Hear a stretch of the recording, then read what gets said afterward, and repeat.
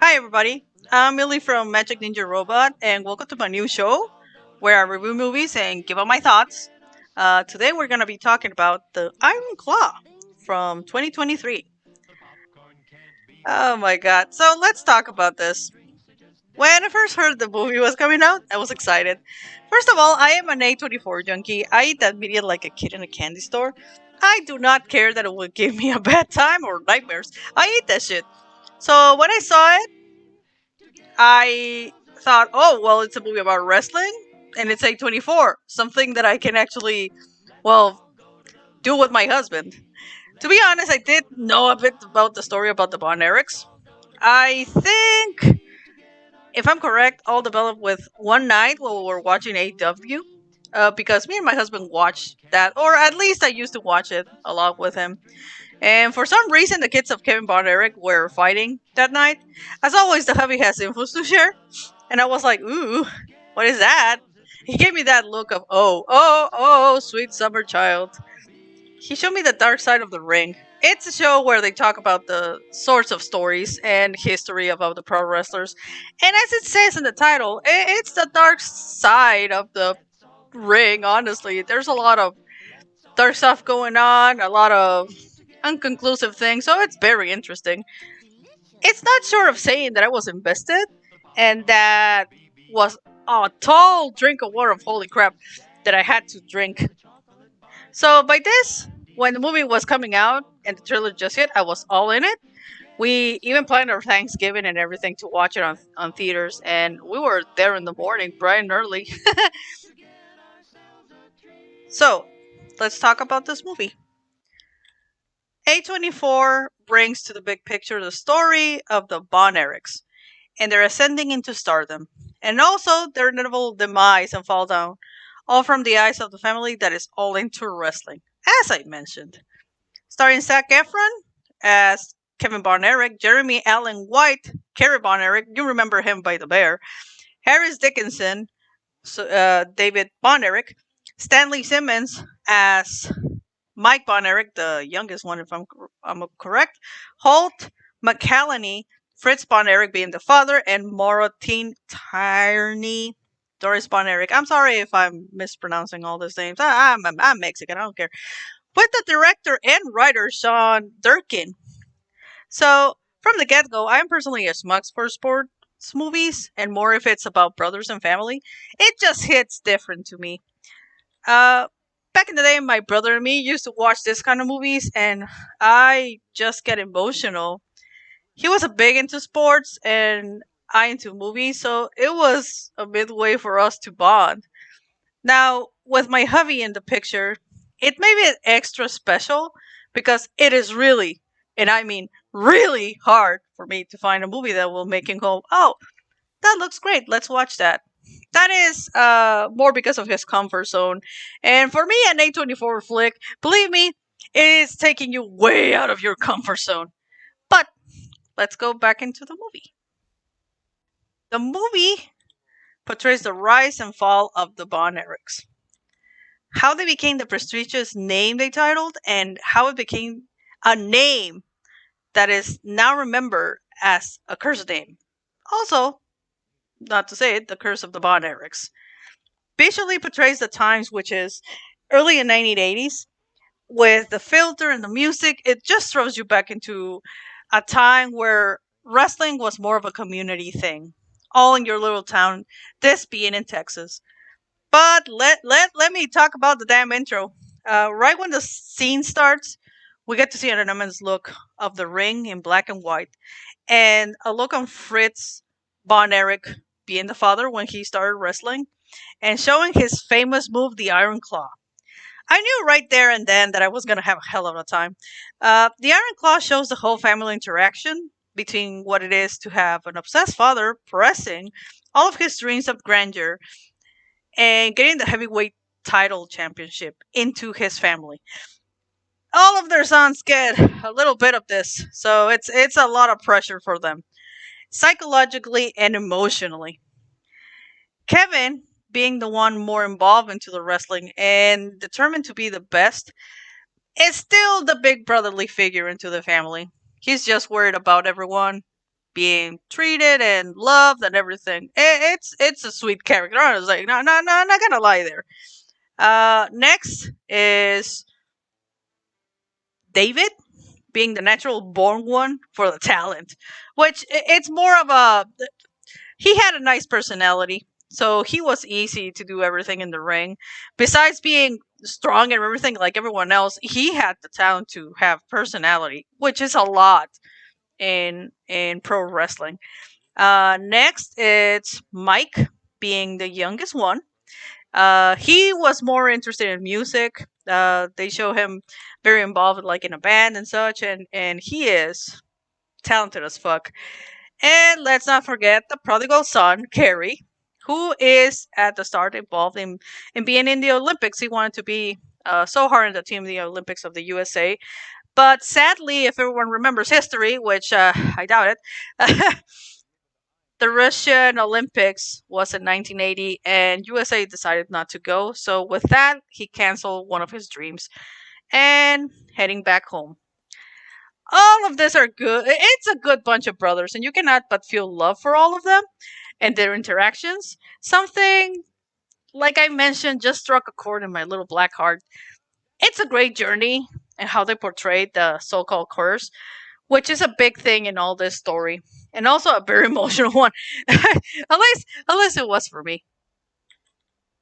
Okay, and for now, we're gonna go into spoiler territory. Honestly, if you're not familiar with the story of the Von Erichs, you're about to be punched in the gut because it is indeed a series of very sad and tragic events that come gay in it.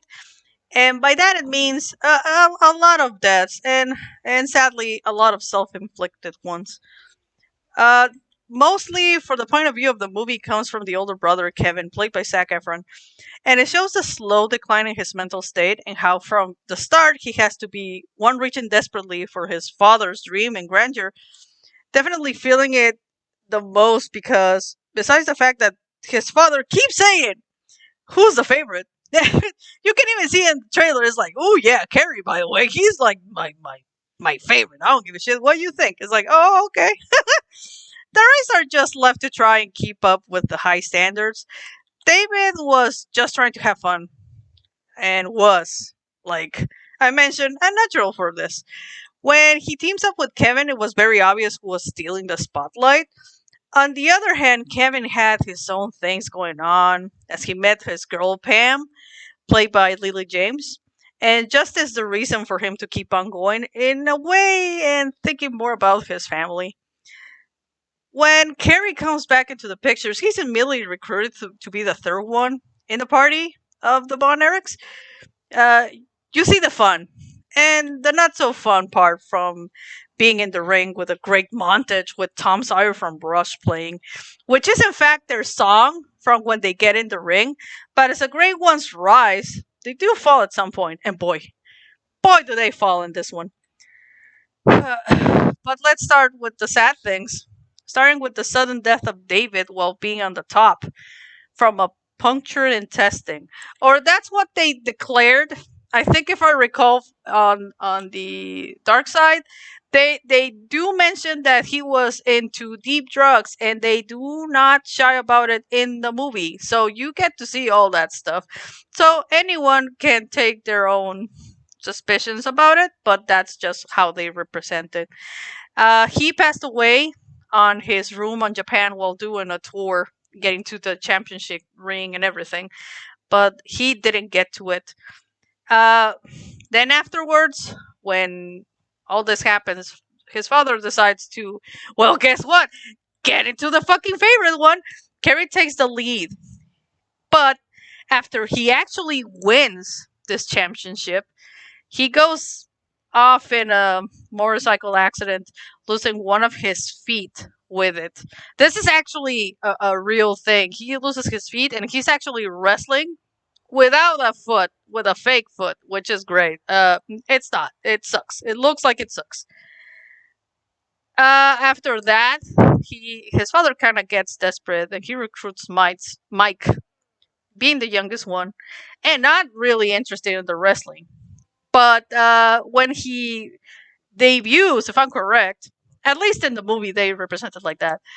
He gets in 1 in a million thing event, which makes me think that hey, hey, maybe the curse is real, bro. After a shoulder injury, he falls into a coma while they are operating on him, and when he comes back, he is just not like he was. He loses the ability to play his guitar and doing any general movements. He goes into a almost like a baby state, but it is frustrating for him. And you do notice that he starts spiraling really deep into depression. And after a moment of very sad decisions, he just decides to take his own life. In his own way, I guess. It is very sad, honestly. And by this point, well, this is the second brother who passes away. Kevin is the one losing his grip on his emotional state because he did not think to lose another brother so soon.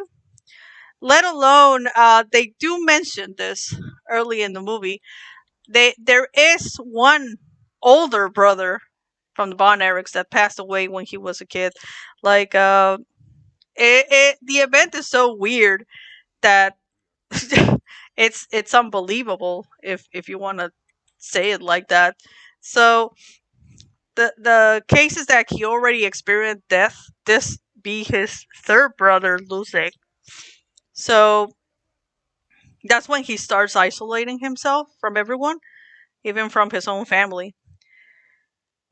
When we get to see how deep he gets in his paranoia, not even putting the Bonderic name on his children, by the way, because he knows now, at least for his experience, that it's a curse name.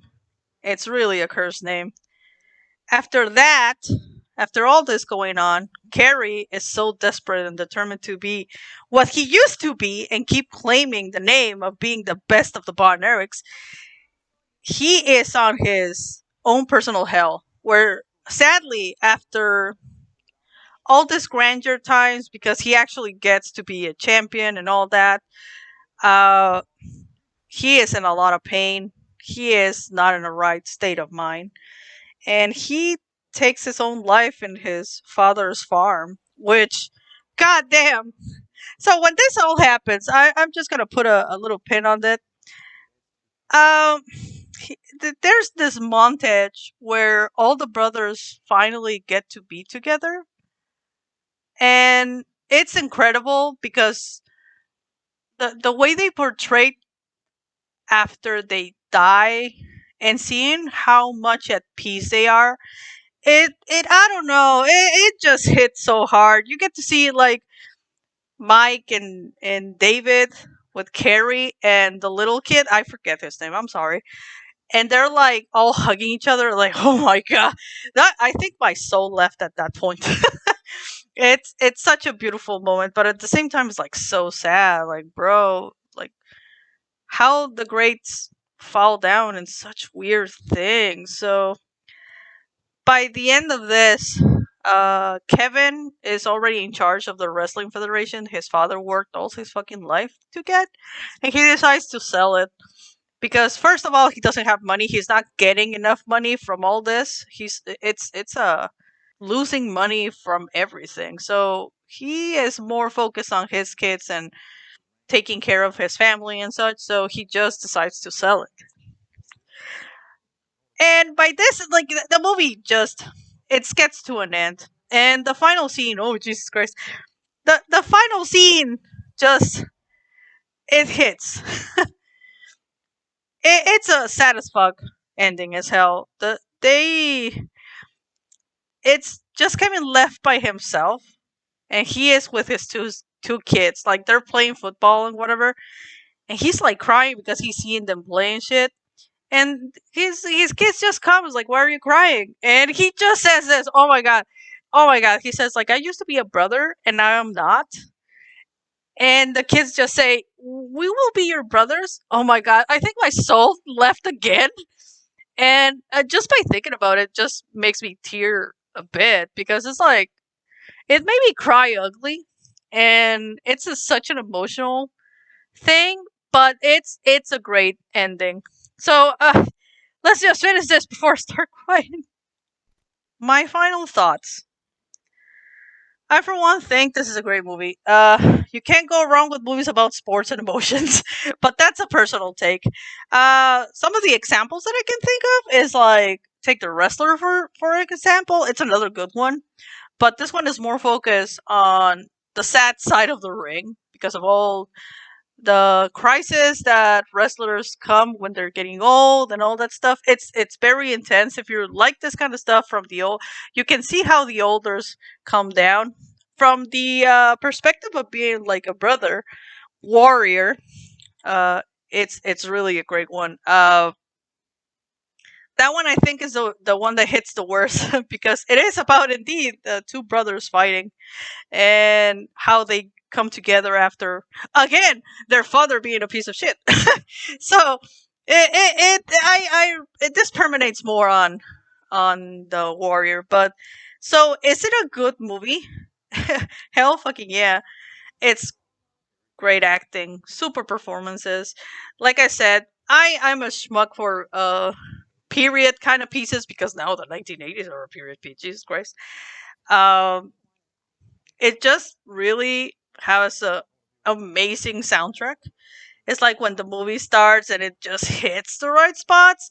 Also, if you like wrestling, there's a lot of Easter eggs. That's a thing that not everyone checked out. I will leave it there, but one of the big ones is MJF from the AEW plays uh, one of the lost brothers of the Von Erichs, and he's wearing one of the most horrible fucking wigs ever. But it's pretty nice. Like I said, I'm not much of a wrestling fan, but I do enjoy this, and it's a thing I also share with the hubby. So it was nice way to have a little piece of media for ourselves, like something that actually makes us connect. But for this, I will end with what my hubby said while watching this movie, and it is that is one shitty looking Ric Flair. Thank you for watching. Hopefully, there will be more of these, and hopefully, next time I won't rant that much. Thank you so much. Remember, give us a follow, check out our Twitch channel, and I'll see you guys next time. Bye. I need some tissues. I am so sad now. I am so fucking sad. I don't like feeling sad. Next time I'm gonna do a happy one because I always do bad ones. Jesus. Jesus Christ.